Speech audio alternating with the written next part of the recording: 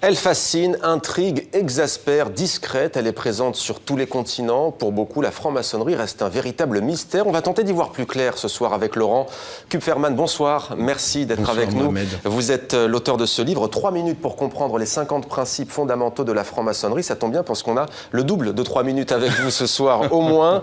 La franc-maçonnerie est née en Écosse au XVIIe siècle et aujourd'hui, elle est présente, je l'ai dit, sur tous les continents, n'est-ce pas? Oui, enfin, elle est principalement présente elle est née en Europe, donc après, elle est présente dans les continents qui ont été colonisés, puisque c'est par la voie de la colonisation que la franc-maçonnerie s'installe dans les empires britanniques et français.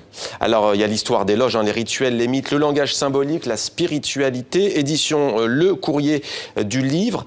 Dites-nous au juste, c'est quoi la franc-maçonnerie? Est-ce une philosophie? Qu'est-ce que c'est au juste? C'est un ensemble de choses, mais c'est d'abord une manière de se construire et de porter un regard plus ouvert au travers du regard des autres, d'ouvrir sa propre perspective sur le réel. C'est né au sein d'une communauté de tailleurs de pierre qui se rassemblent à l'époque, d'où d'ailleurs l'appellation franc-maçonnerie. Qu'est-ce qui réunit à l'époque ces hommes? Alors, il y a toujours cette discussion entre la réalité de la franc-maçonnerie qui est née des tailleurs de pierre ou l'émergence au XVIIIe siècle à la suite de la philosophie des Lumières. Mais peu importe en réalité. Ce qui rassemble ces hommes, c'est le désir de bâtir ensemble et de faire le beau, de faire le bien. Quoi? Bâtir d'abord des cathédrales ou des palais, puis ensuite des cathédrales de l'esprit quand la maçonnerie passe de l'ordre du matériel, de l'ordre du spéculatif, comme l'on dit. Vous êtes vous-même membre d'une loge? Oui, je suis membre du Grand Orient de France. Ouais. En général, c'est plutôt secret. Pourquoi les gens ne le disent pas? Mais il faut voir ça à cause probablement des persécutions qu'il y a pu y avoir. Il ne faut pas oublier qu'en France, notamment, en 1940, il y a une loi qui est votée. Alors, elle ne produit pas forcément la même catastrophe qu'avec les Juifs, mais cependant, il y a des carrières entières qui sont brisées, des hommes et des femmes qui sont complètement exclus de la société du fait de leur engagement maçonnique, et ça n'est tout à fait pas acceptable. Beaucoup de fantasmes, je l'ai dit, sur la franc-maçonnerie. Elle tirerait les ficelles dans l'ombre, mythe ou réalité?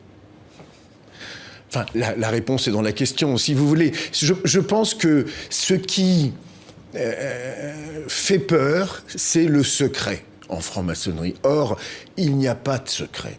Et les maçons ont peut-être aussi leur part de responsabilité en cultivant cette idée du secret. C'est Casanova qui donne la meilleure définition du secret. Casanova, qui était lui-même franc-maçon, il dit « Le secret n'est pas dans les rituels, le secret n'est pas dans les décors. Le secret, il est intransmissible puisqu'il est ce que j'éprouve en travaillant dans cette méthode. » Concrètement, prenons le Grand Orient de France à laquelle vous appartenez comme loge. De quoi on parle? Quels sont les thèmes? Quels sont les sujets? Quel est votre rôle, en fait, dans une société comme la société française, européenne?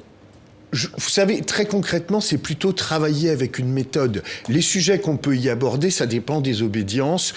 J'ai envie de dire qu'on parle soit de questions purement méthodologiques dans la maçonnerie, soit de questions qui évoquent le temps long. La maçonnerie ne s'implique pas dans le temps court. Récemment, on a entendu parler de la laïcité, notamment, s'agissant des cercles. Je ne sais pas si je peux utiliser le mot franc-maçon. Alors la laïcité a été portée par des maçons, mais pas uniquement par les maçons. Et la laïcité, c'est une spécificité de la maçonnerie française, ou en tout cas d'influence française. Bien des maçons n'ont même pas conscience de la laïcité. Je pense aux maçons anglo-saxons, par exemple. Pour les téléspectatrices et les téléspectateurs francophones qui nous regardent, qu'est-ce qu'il faut faire concrètement pour adhérer à une loge si les gens le souhaitent? Avant, il fallait être parrainé, mais maintenant, c'est terminé. Maintenant, vous pouvez tout simplement aller sur Internet, vous tapez franc-maçonnerie. Selon le pays où vous habitez, vous serez rerouté sur le site d'une obédience et vous envoyez votre candidature.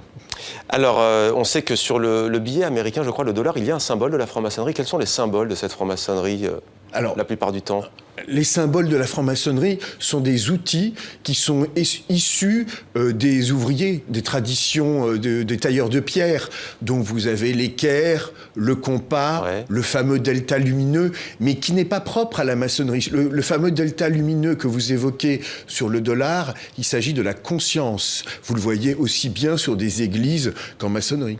Alors vous avez parlé tout à l'heure des anciennes colonies, notamment françaises. On va parler de l'Afrique. Peut-être une question qui me revient à l'esprit sur la question du secret, par exemple, et des fantasmes. Est-ce qu'il y a tout de même, on sait que la franc-maçonnerie n'est ni de gauche ni de droite, que beaucoup d'hommes politiques, enfin beaucoup en tous les cas, certains y appartiennent. Est-ce qu'ils ont un pouvoir, les francs-maçons, sur la classe politique? Non. Ça fait partie, encore une fois, des fantasmes qui sont véhiculés parfois par les adversaires, mais même y compris parfois par des maçons pour se donner un peu d'importance. Non, un maçon ou une maçonne est un homme ou une femme libre. Sur l'Afrique, justement, quel est le poids de la franc-maçonnerie dans les cercles dirigeants africains? On entend souvent parler notamment des réseaux de la France-Afrique quand on mêle les deux, Afrique et franc-maçonnerie. Qu'en est-il? Oui, il y a une réalité, je vais pas vous mentir. Pour exactement vous dire ce qu'elle est, je n'en sais rien. Ouais. Mais il y a une réalité qui est due à l'histoire, c'est le poids de l'histoire. Merci beaucoup Laurent Kupferman avec donc ce livre très richement illustré, les 50 principes fondamentaux de la franc-maçonnerie. 3 minutes pour comprendre, on a eu plus bien entendu sur notre plateau. Merci à vous. Merci Mohamed.